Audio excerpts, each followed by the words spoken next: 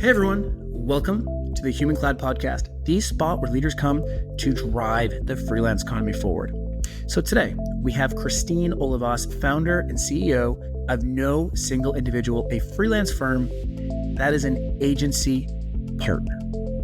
Now listen, when I met Christine, I said, you have to come on immediately because she is solving one of the most fascinating parts of the freelance economy, and that is how to work with traditional agencies. So very commonly, we would say, hey, we're disrupting, right? We're getting rid of the old traditional ways. And the reality is there are many great things about an agency. And rather than replacing, Christine is really leading the charge on how to work with and how to augment and how to embed freelance teams and freelancers within an agency. Now, there's a couple things I want you to listen to. The first is I want you to hear how clearly she is able to show the value that no single individual has for agencies, and specifically the use cases. She calls out that the number one thing is winning RFPs and proposals. The number two is family leave and re-onboarding. Number three is skills outside of an agency's core, like influencer marketing. That is so clear and crisp and to the point. The second thing is I want you to hear how she understands the challenges. Now, it's clear that she herself has solved this problem before saying, let's use freelancers for it. Specifically, she's been a VP of marketing. So she isn't coming to this saying, wow, I'm going to build a freelance marketing because I love freelance. She's coming saying, what's the problem? And how do we use freelance to solve that problem? And now the last thing I want you to hear for is I want you to really see her founder market fit, because it is the leading indicator for what we say is the growth and the success of a platform, a talent platform. And she's got it, like I mentioned. So without further ado, I want you to sit back, I want you to listen, and then most importantly, go drive. All right, Christine, thanks for hopping on. Listen, we have a really fun episode, and very selfishly, I'm going to learn all about advertising and how to break up marketing versus advertising. Because to be honest, marketing is confusing to me. And so first off, Christine, thank you so much for hopping on. Where are you calling it from? Sure. Yeah, I'm in Tacoma, Washington. So it's the TAC in SeaTac Airport, which most people don't know. And honestly, I did not even make the connection until I moved here. But it's a really nice city. It's right on the Puget Sound, so good water views. Definitely a great place to work from home. You can hear it's very quiet. So yeah, we moved here about 6 months ago from a different part of Washington. Nice. And I told you I lived in Cap Hill, right, for a while? Yeah, yeah. I envy you because that's probably out of reach for us to get a home and have our baby there at this time. But yeah, I love Cap Hill more than I can Yeah. say. So I didn't know the CTAC as well. So we both learned. I just learned something today. But listen, do you want to start by giving a little intro on yourself so we can frame the context? sure, absolutely. Yeah. So I started my career as a law school dropout. So, like most liberal arts folks, I didn't really know what to do with that. And that was definitely harder, let's call it 20 years ago, when there weren't as many, let's say, viable career paths for like English majors. So, of course, the advice from career counselors was go back to school. So, I went to law school. I hated it, although I was good at it, but I hated it and I dropped out.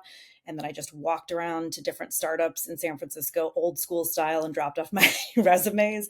And then eventually a company called AdBright, which was later purchased by Yahoo, one of the first ad networks, called me up and said, hey, we have this hybrid sort of operations marketing role. So yeah, they hired me. And then I did about 5 kind of progressively senior roles in B2B startups, kind of like all first to market type stuff, like first ad network, first web conferencing, first small business marketing solutions, and kind of worked my way up to VP. And then I happened to actually be hosting a webinar. And I don't know if you're familiar with Jay Bear, but he was sort of an early social media influencer and kind of, coach, if you will.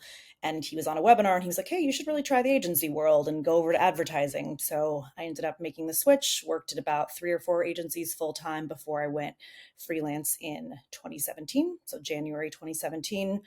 So hitting my 7th year stride this year. And then I solo freelanced for a pretty short time before I started creating relationships with other freelancers and sort of building the team model that we all know and love, which led me to start Co Conspirators, the company that I run today. This is going to be awesome, Christine. So how let's start real quick. And when did you start Co Conspirators, by the way? So we were informally operating as a collective in 2020. And then we incorporated as an S Corp 1121. So we formalized really, really quickly, which I'm glad about for a variety of reasons, which I'm sure will come up. But yeah, we started sort of loosely operating as that and playing with the name in 2020, when everybody had plenty of free time. And then yeah, 1121 is our official company founding date. That's okay. And when you say we, let's go back to the beginning. So you say we, right? Was this like 5 to 10 fellow, ad executives that wanted to work on your own instead of doing it yourself? Hey, let's take on projects together, contracting, subcontracting together. What do you mean by we? Sure. Yeah. So I would say first and foremost, I am exceptionally good at business development. And I think I wasn't expecting that because I had no training in it. I was a marketing person and then a strategy kind of account type person within the agency world. So I had never really done like a sales or business development role of any kind. But once I went out on my own, found that it was really easy for me to talk about myself and my skills. And because I had both tech startup and advertising industry experience, I got a lot of work really, really quickly, more than I could handle. And I was like, I don't want to turn this down. And I also want to share the wealth. So let me see if I could ethically subcontract. Like it was really important for me from day one to not like bury the lead from clients. And I would say things like, hey, I've got this really amazing mid-level strategist who's awesome at social strategy. Would you mind if I subcontract work to them? Or if it was a startup, I would say, hey, my really good friend Susan, who's actually the co-founder of Co-Conspirators, is really strong in performance and digital strategy. I'm really more of the brand side. Could we combine forces and do this project together? So it sort of started with me having more work than I could handle, but then quickly figured out that if I played my cards right and I was upfront about my communication, that I could sort of, share that wealth with others and then kind of take a little bit of margin for myself and commission along the way. So it became sort of a dual work on projects with a bunch of folks. And yeah, most of them were former colleagues, but some were like sort of early advertising freelancers, like I was sort of trying to navigate the environment. And then my younger sister was also one of them, and she's actually a leader within Co-Conspirators now. She had recently left her full-time job, wanted to kind of go out on her own, and she's really good at a lot of things I'm not good at, like deck design and some of the analytics side of things. So, and that was an easy sell, right? Like, hey, you want to hire, instead of me, you can hire a sister team. So, yeah, so it just sort of grew. And then the next thing you know, there were 8 to 10 of us. And then we figured we might as well make it an official thing. Yeah, I love that. I mean, when looking at our space, it's funny. Like we were recently on a panel last week, and they asked us. They said, "Hey, what's been the history of the freelance economy?" And I kind of giggled, right? And I was like, "Well, how far back do you want to go? Right? You want to go all the way to medieval mercenaries?" But I looked, and I think the current period we're in, and I would call it wave 4. I think we've gone through 4 waves just since 2000. But I think the current period we're in, it's definitely trending towards specialization. It's definitely trending towards niche platforms. And I think the like driving indicator of success in this space right now, it's kind of been this like founder market fit and scaling of the founder in a way that's like scaling exactly what you've done. And so when you say that, I'm like, yeah, that's cool, and totally aligned with what we're seeing. Now, I wonder if we could. So the listeners of this podcast, number one, is leaders that want to scale a freelance workforce. And so they are sitting within these companies going, okay, I get it, but what do I grab onto to really scale? I think what would be super helpful is, could we get tactical about the work itself? And the reason I want to do this is because when we say freelance, we can get stuck in definitions and we can get stuck patting ourselves on the back, but we need to get tactical about what we can actually do and why it's so transformational. But could we get super tactical? So when we mention brand and you mentioned decks, let's walk through what you're typically doing with clients, if we could. Sure. Yeah. And I would say the first and most important piece before answering your question directly is that for the first let's call it 2020. And then the first few months of 2021, we did everything to everyone, like most folks. So we did a little bit of work for startups, we did a little bit of work for mid-sized brands, and we did some work for agencies. And then I made the decision pretty much right after the first quarter of operation to only service advertising and marketing and creative agencies. So we only work within the agency space. And agencies like that because candidly, the clients that we might go to if we work directly with brands are their clients. So it's kind of a built in conflict of interest. So, with that in mind, knowing that we only work within kind of the industry, so we are an agency's agency, essentially, an agency partner. We only, up until 2 months ago, so we only did what I would call strategy and planning, which I know means a lot of things in different industries within the advertising space.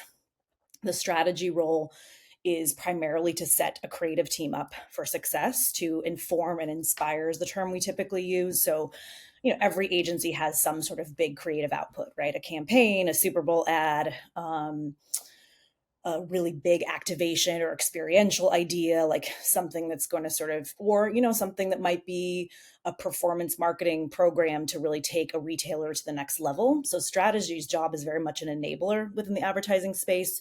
So it takes a lot of different forms in terms of disciplines. It could be social, it could be brand, it could be experiential, like folks who really specialize in sort of helping come up with big event and like experience ideas, or it could be integrated, which is someone who has a little bit of a generalist. But it's all really strategy within the kind of industry definition of what strategy is. So it's interesting because it seems very niche at first because you're like just agencies, just strategy. But in North America alone, there are 15,000 agencies. And we have up to date worked with about 50 of those very deeply. But we have 50 clients and then about 30 in the pipeline right now. So you can see how much more addressable market is left. And all of those either have strategy in house, but don't have enough people, or don't have strategy at all, or don't have this kind of strategy. So even though I think the team was a little scared, like, oh, we're going to stop doing this and we're going to stop doing this and we're going to stop doing this, that focus, no surprise, has really, really like given us a space to play in that we can be very confident about and known for, because there are very few other folks that just serve agencies like we do. And I wonder, so there's two paths that I'm thinking about going down. And one of the paths is I really want to know what's changed, meaning what is possible with a freelance workforce than without one. So I really want to go down that route, and I don't know which one has to come first, Christine. So you decide. Then the second route is also, if we could talk about the scope of what we're talking about. So, how long do these projects take? Is there a dollar sign associated with it? Is this like a, hey, we'll do it in 3 months, or is this more of like a day rate type thing? So I think those are the two directions that I really would like to go down. And I think the second one of like understanding the scope of when we say brand strategy and planning, like what does that mean from a time and resource? You want to go down that one first? You make your Yeah, pick. I think that Okay. makes sense. Yeah, for sure. So there are a few use cases we've identified. So we started out, of course, not having these identified. Now we do, and we're actually going to be rebranding ourselves in about 2 weeks. So we're changing our name. By the time this comes out, that'll already probably have happened, but we're going to be changing our name. We're going to be changing a lot of our visual positioning. We're going to be super clear about the fact that we only serve agencies, whereas right now it just seems a little like Co Conspirators. We conspire with people, and it's outdated. It needs to change. The name doesn't fit us anymore. But as part of that, we're rolling out tighter packages that align with specific use cases. So I would say the top 5 use cases that we see. So one would be pitches and RFPs. So agencies spend a boatload of time pitching, responding to RFPs, trying to win new business. Most good agencies have a budget for that. So it's not like just expected that we come on and do the work for free, which that ask has certainly happened, but generally speaking, they have a large budget set aside for acquisition. So that would be a very fast and furious come in, try to help them build the deck, help the creative team figure out what they can show in terms of like initial concepts and thinking, really craft the whole narrative, help sell the agency because the agency also needs to explain why them. And then sometimes some of our team will actually pitch to the prospect, because a lot of us are very, senior, charismatic presenters with experience speaking to like the CMO type at the end client. So pitches is a really big one. And that's often an entry point because it's where agencies really feel the squeeze. Their full-time team is working on something else. They could bring on a solo freelancer or they could bring on three of us. So that's probably the number one use case. And we'll probably be crafting sort of a specific package around that. That's typically, let's call it between 5 and 15 working days for something like that. It's a very fast turnaround. And the rates are going to be the highest because it is so high pressure and quick turnaround. The other four use cases that we see the most often, one or number two, so this would be number two, would be like family leave coverages. So a lot of agencies are trying to ensure that, if somebody goes out on maternity and paternity leave, that they're not overloading their existing full-time team. And then they're also bringing on folks who understand, we're all at this point in time women, so we understand we can come in, cover the work, and then really re-onboard that person when they return postpartum. So that would be the second. And then the last three are more sort of like discipline specific. So one would be if they have a request for strategy that they don't really offer, which happens a lot, right? They might say they're a full service shop, but let's say they actually aren't that deep in influencer strategy, for example. So they might bring us on for that. The fourth would be literally just not enough bodies. It takes a very long time to hire full-time talent in the strategy space because it's a more niche discipline. So just like we're really like underwater, can you just come in for a few months and help? And then the last one would be more of, let's call it a partnership model where there's a small agency that really does only do one thing. And they might be a little bit more explicit, like, hey, we're a UX agency, but we're bringing on our brand partner, Co Conspirators, to work on this engagement with us. So that one's like a little bit less common, but it does happen where other sort of smaller shops will just be like, we want to do this, but we're not going to say we do it. We're just going to bring on a partner type of thing. That is so cool, Christine. So let me just play back before we hit on what's different, because we just released as of actually today, and I have a couple of emails after this that I'll be sending related to this, is our Q1 trend tracker results, and it was very clear that one, performance is mostly neutral for marketplaces. Two, the ones that are doing well, they had strong brand positioning. So it wasn't hey, we did these, ads and it worked. It was more so people were coming to us. And it was very clear that partnership actually was one of the leading drivers of client acquisition. And client acquisition was not doing well for most platforms, by the way. But what you're hitting on is you're kind of hitting a lot of the tripwires in terms of you are niche, so you're clear to understand. And when we define brand, we look at it and we say there's three things you have to hit in our space: simple, accessible, and differentiated. Simple meaning like what's that one sentence that anyone can say because they're going to have to justify budget. Accessible meaning where can they find that to copy and paste. We use the example of like where can they copy and paste on their phone. And then differentiated is usually like, hey, and this is what we're going to hit on next. The next question is, okay, what's different about you compared to the traditional? Because if nothing's really different, then why am I going to change?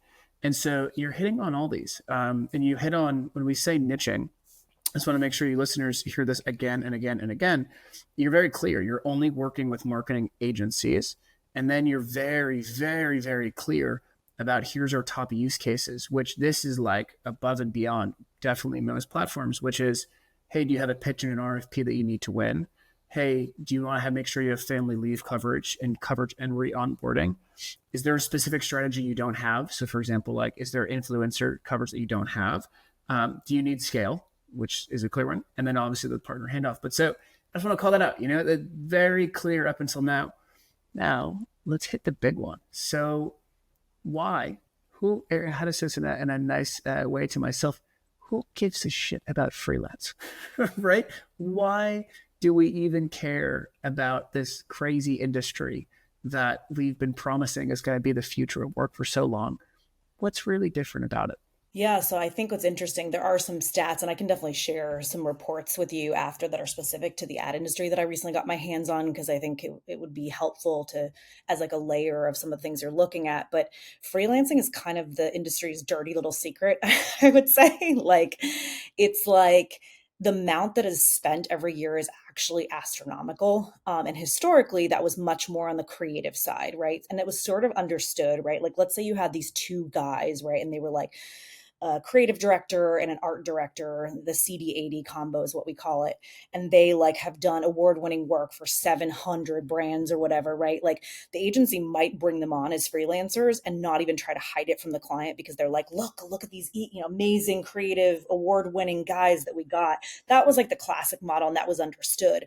But for strategy, for account management, for project management, all of this is very much like behind the scenes, like let's make sure the clients don't know about it, and what if this reflects poorly on us that we can't acquire talent. And what's interesting is that we're seeing with the majority of our clients and the ones that we're talking to, these agencies are like, fuck that. Like, that's an old school model. Like, great ideas come from anywhere. If we're going to say that, we have to really mean it. And great talent can come from anywhere. It's less about whether they're, quote, FTE or freelance, and more about whether they seamlessly integrate with our team, whether they ultimately help us do what matters most, which is create great award-winning work that clients want to pay for.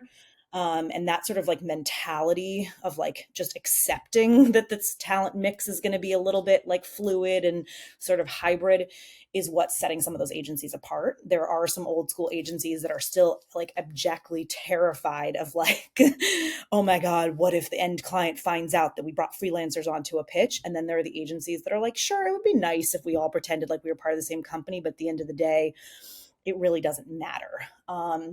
And I think, and I'm guessing those are going to be the ones that are going to be successful. They're also the ones who are going to spend less overall, because instead of just like spraying and praying and be like, let's bring a bunch of different freelancers on from different places, they're going to start to look at focused solutions like ours that bring efficiencies because of the team model, because of our experience.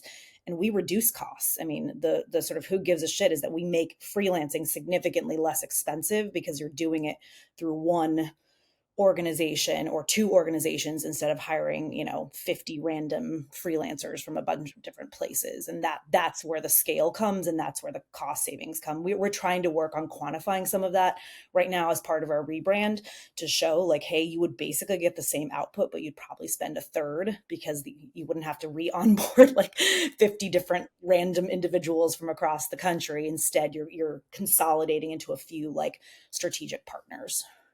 You mentioned something quick that I wanna highlight and make sure that that we write down, and that is, you mentioned it'd be 1/3 the cost if you weren't having to rehire, right? Or what'd you say? Was it re-engage or rate? Something right?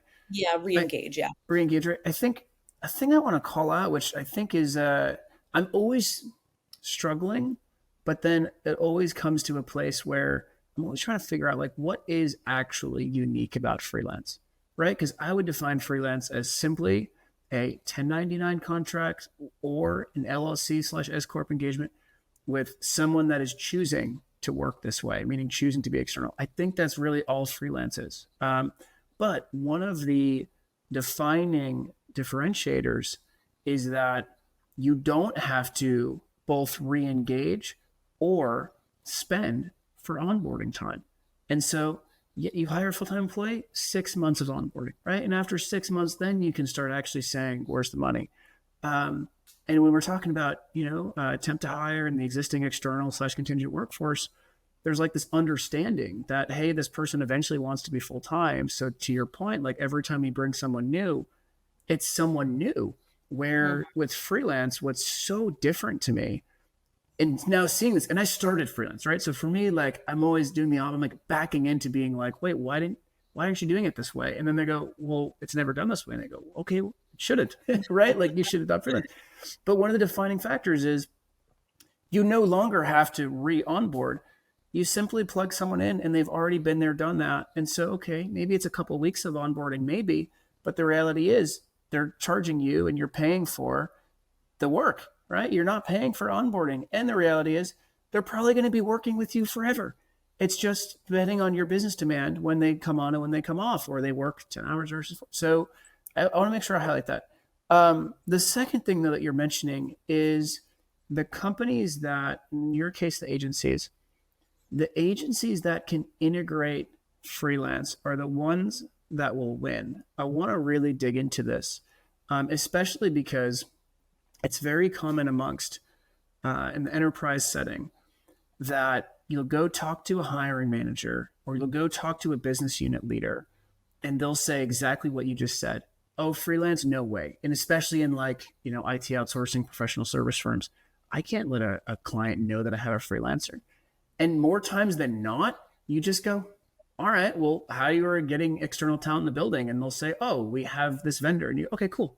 Call them that, right? Like call them whatever you're already doing. The difference is they're going to be better, faster, and higher chance of success.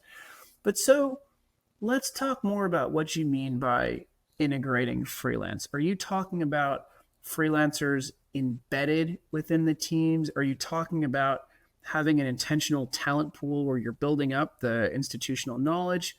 Let's hit the head. What did you mean by that? Yeah, so I would say first and foremost, it's a culture, a receptivity thing. So agencies can be a little bit, they all think they're special, and there are some really special ones, right? But they all do say, we do strategy differently. Our work is more unique. Our people are more, we have a deeper brain trust, like whatever the sort of thing you want to throw out there. And I think a lot of the agencies that are sort of saying no, like it's more like abstract than that. It's not like, oh, just we have better work or we have better people. We are open to this sort of like fluidity, people coming in and out. And right there, that's already integrating them better, because then what happens is we show up in that first meeting and everybody on the call is like, holy shit, thank God you're here. Like that's the reaction 9 times out of 10 when the company actually is committed to sort of integrate. It's a cultural thing first and foremost, more than like an operational one. And a lot of people are really, really grateful. I mean, they're strapped. Like these people work constantly. I've worked in startups. I have worked in law firms. I have never seen anybody put in as many hours as some advertising industry people. It's all weekend. It's all night. Creative folks feel a lot of pressure too, to like ideate these big award winning. I mean, it's a high pressure, high stakes job. And when the company is committed to saying, hey, we've got these outside people because we want to help you and we want everybody, like rising tide sort of thing.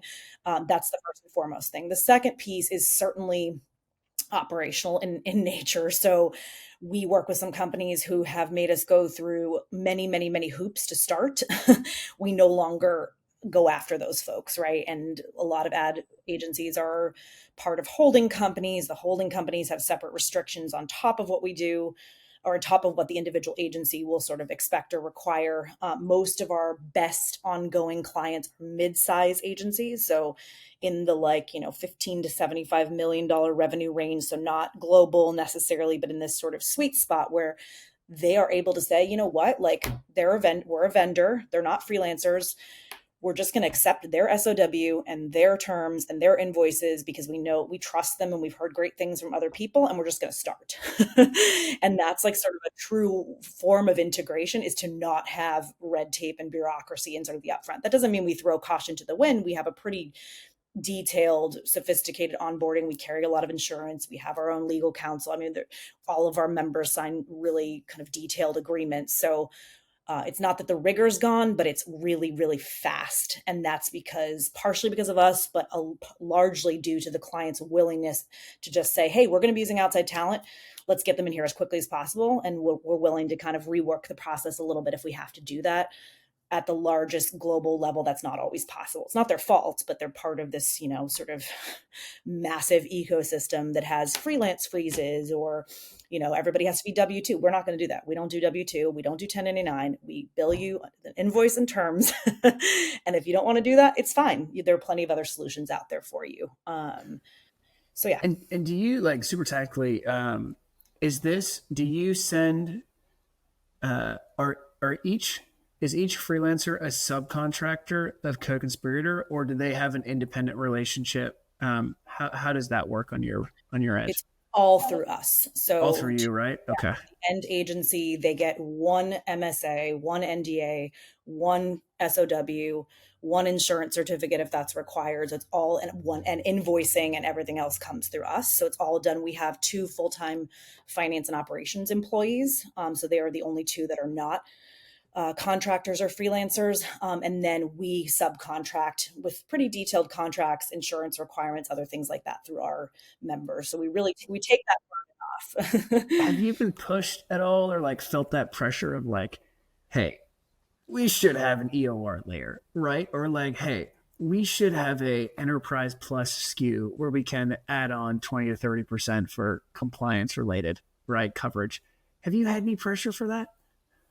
Well, it's interesting that you say that. So we do charge extra fees to go above and beyond what we call like, let's call it the SLA. Like we, of course, they should have a little bit of back and forth on the contract. We expect that. Of course, they're going to get some accounting of like days, but if they ask us to go above and beyond in certain administrative areas, like for example, time tracking, because time tracking is huge within the agency world because that's how they bill their clients. If they expect something super detailed, for example, we charge an extra administrative fee on top of that. Or if they want coverage above and beyond, They're it's probably fair. okay with, because one thing that you bring up, the fifth point that I want to make sure I've learned, and that's been so awesome about this episode, is that you speak their language. So you even mentioning time tracking, you're not saying, hey, work the way that we work. You're saying, sure, we'll work your way. There's an added cost to it, and they're probably more than happy to pay the added cost. So it makes total sense. For sure. And I was going to say really quickly before we move on, there's one other kind of way that we bring some of that operational choice to them, or sort of that engagement, those engagement options. So time tracking is one.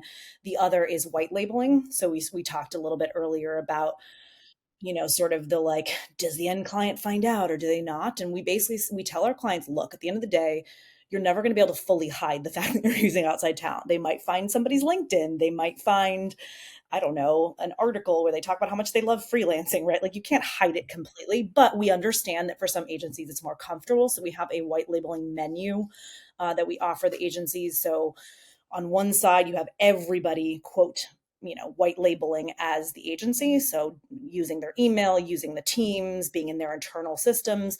On the other side, you have no white labeling at all. So just we stay on Co Conspirators and they just don't really care. And then there's like an in between hybrid option where maybe like one senior person who's going to present white labels, but then the behind the scenes members of the team don't. And as you would imagine, if as you go up those levels, there's also a fee associated with that because it's so much extra time to like log into the separate email and have a separate Teams and put it on your phone and whatever. um, but you would be surprised, clients do often say, you know what, on this one I'm actually okay if you're just co-conspirators, because it is a lot of extra work. They have to bring in their IT, et cetera, et cetera. Like and there is a fee. So that one, I would say it's about 50-50. About half of our agency clients choose to kind of keep us completely, white labeled as them. And then the other half might like not white label us, but maybe we never present and we just present to them, that kind of thing. But it's very flexible because agencies are really different in terms of their appetite for like the optics side of It's things. it's so interesting, Christine. I can't stress enough, especially for your listeners, like the level of detail that you understand is incredible. Especially going down to the white labeling, and you hit a core pillar of this, right? Which is, hey, this is not just connecting you with someone. That was like freelance 1.0, right? Like freelance 1.0 to me was 2000 and 2016, where it was, hey, someone's cheaper. And then 2016 to 2020 was very much, okay, cool. Like it's just a marketplace. And then Hmm. 2020 to 2022, there was lots of funding behind just a marketplace, but it was kind of bullshit funding. And a lot of the companies that were funded in 2020 are now either sold, right? The good is if they were sold, but the reality is most of them are discontinuing.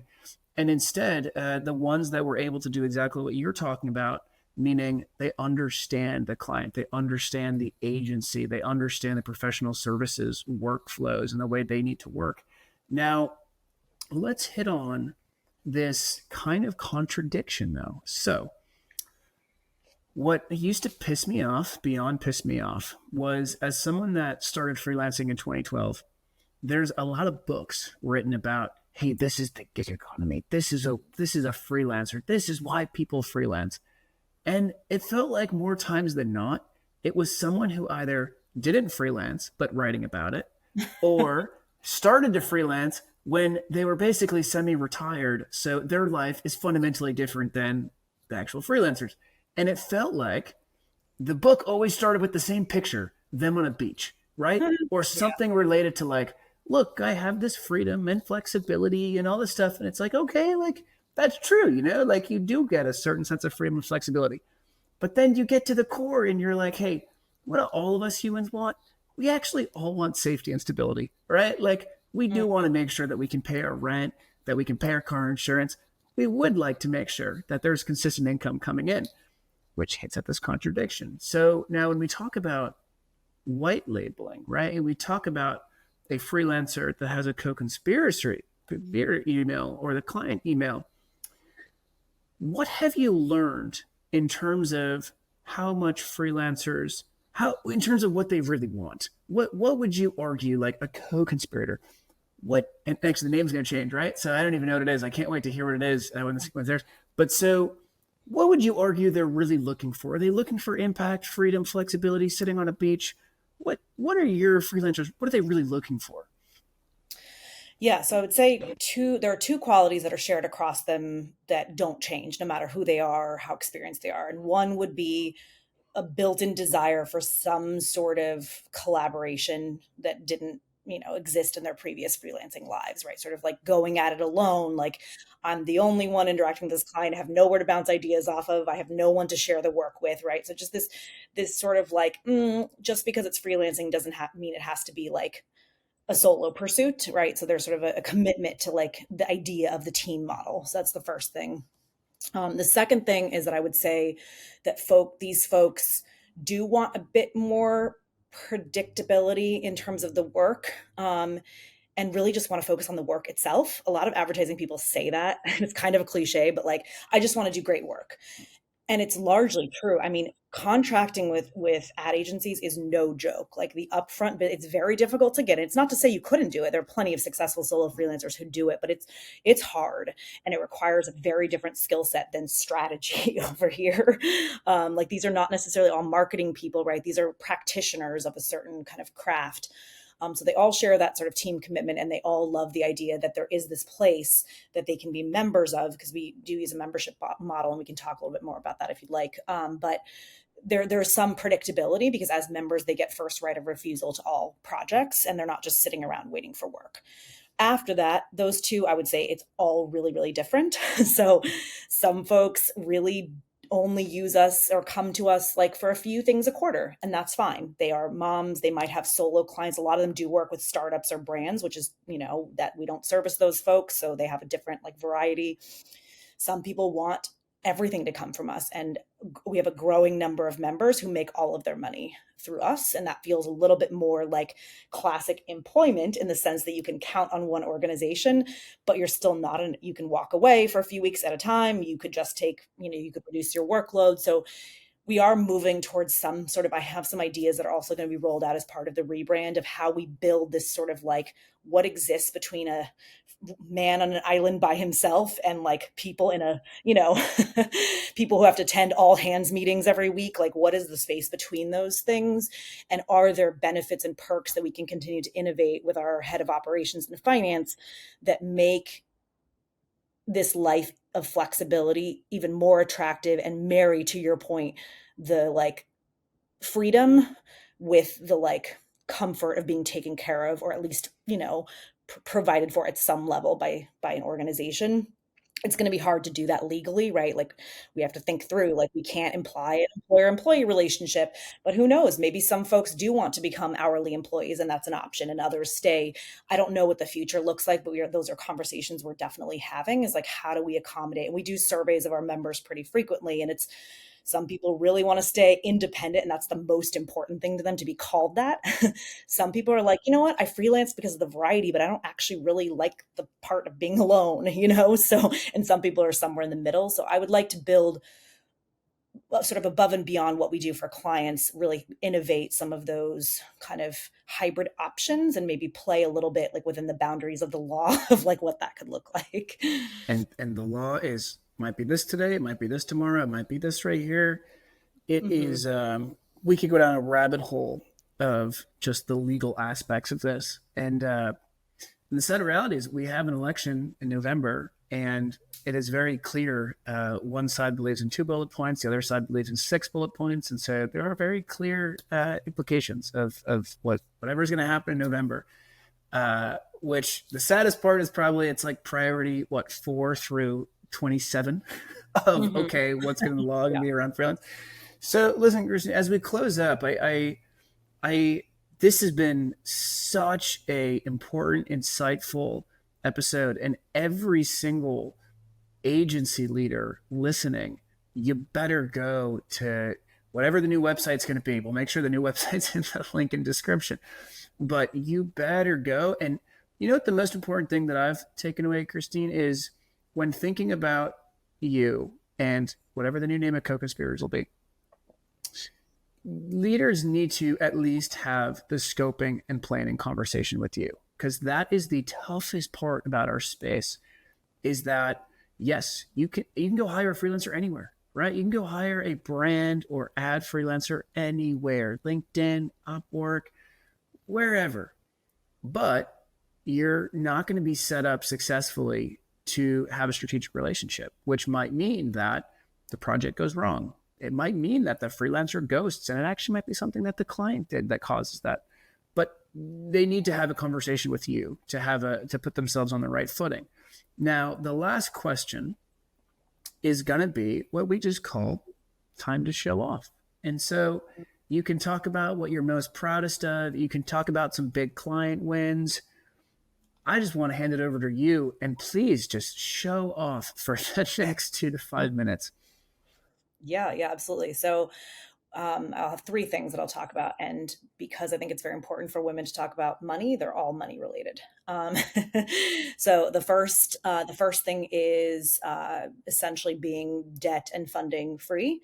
I'm super, super proud of that. That's not to say that we might not at some point go a different direction. We actually have had some conversations with some other agency type partners. Maybe there is a merger in our future, or maybe we buy some small company that focuses on one aspect of, like, there may be something in the sort of like financing M&A space in our midterm future. But for now, we've gotten to where we are with huge events, with a really strong marketing presence, with ABM programs, with perks for our members, without taking on funding or debt that we haven't been able to pretty much immediately pay back because it was just for cash flow. So we're super, super, super proud of that.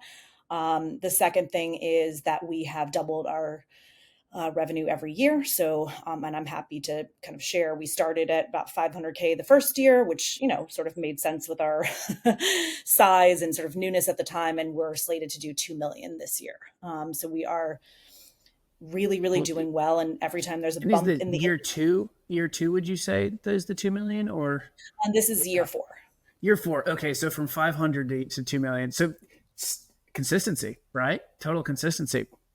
Yep. Yeah. And I think there's a possibility we could exceed that, but I'm staying conservative for now. I mean, I was out on maternity leave last year and we still managed to meet our goal last year. So I'm sort of, I don't want to jinx us, but I believe that, we already are a quarter of the way to the goal and we're a quarter through, and Q1 is typically really bad in the industry. So and the third thing is really tied to that. We've managed to weather all of the changes in the industry. So there'll be some panic headline like, all agencies pause freelance, all agencies institute freelance freezes, or outside talent is bad in front of clients, or some, person will come in who's like a long-time agency quote thought leader and be like, the way to change and turn things around is to stop bringing in contractors, or whatever, and the economy and all the other things on top of that. And we have managed to weather that, and not just on the back of one-to-one relationships, which are certainly important, but as of this quarter, we are getting more qualified inbound for the first time than doing outbound. So yeah, I think we've really cracked something. And as I mentioned at the beginning of the episode, there are thousands of ad agencies in the US, way more if you look at North America, and way more if you think about the world. And I think there's sort of untapped potential. So we're really excited. We're really proud for the rebrand, which you'll be one of the first to see it, because it really hits a lot of what we've been talking about on the head. So, and it's no longer boring. It's sort of like from collective to company, if that makes sense. Like Co Conspirators was cool in 2020, but now it's like, So we are humble enough to know that it doesn't match up anymore. I love it. Christine, this has been so incredible. Most important question is, where can our listeners find you? And then I want to say Co Conspirators, but I know that it's going to be in the description of the episode, the new link, but where can our listeners find you? Sure. And you can, in coconspirators.com, will redirect. We are launching April, I believe it's April 23rd, to kind of the outside world. Our clients will find out about it a little bit before then. But yeah, April 23rd. So coconspirators.com. And then the best place, I am going to be launching my own Substack newsletter at some point, and can certainly share that out on LinkedIn. But LinkedIn, I spend a lot of time on LinkedIn, like most of us do. So it's just C Olivas. So first initial, last name, Colivas. And yeah, I spend a lot of time on LinkedIn, talk a lot about future of work, freelancing, and of course, the ad industry. I love it. Christine, thanks so much for hopping on. Thank you.